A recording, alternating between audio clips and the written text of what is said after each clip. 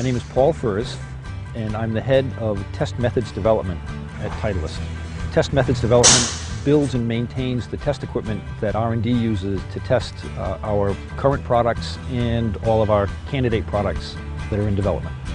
Today we've got a high-speed camera and we're looking at driver impacts on a variety of balls and a variety of ball speeds. And we're doing that as a teaching point with videos to show people that even if you've got a lower driver speed, that you still compress the ball sufficiently. I gather there's talk out in the world that I don't swing hard enough to play the Pro V, or I don't swing hard enough to play the Pro V1X.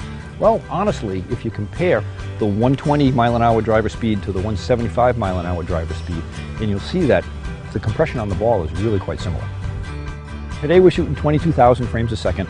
That gives us about 10 or 12 individual frames of the ball on the club face. We've got an exposure time of 15 microseconds, which is a little bit long, but I wanted the images to be nice and bright.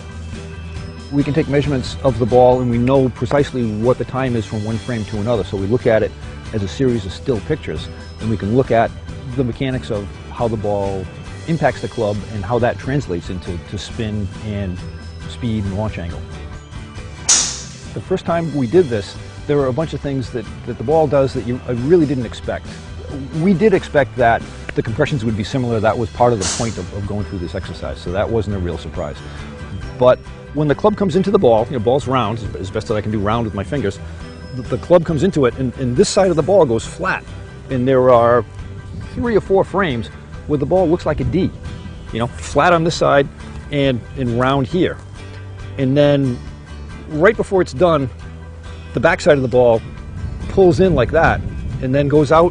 When it comes off the club face, the ball is actually longer. It's not round anymore. So it does, spring right off the club face. And it's one thing knowing that happens. It's a whole nother thing seeing it. It's really cool. It's a lot of fun.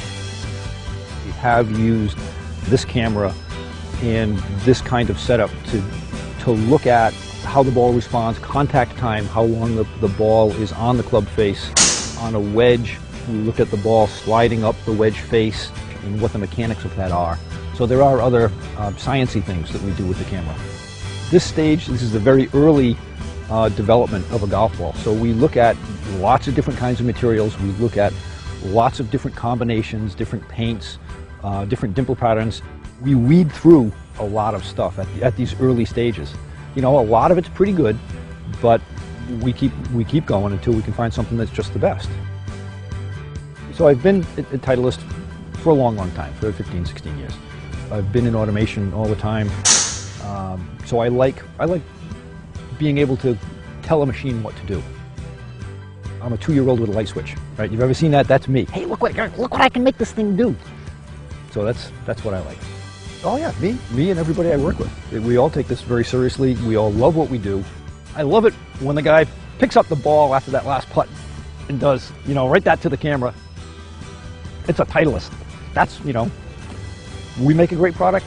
Everybody knows we make a great product. It's wonderful. It's wonderful. It really is.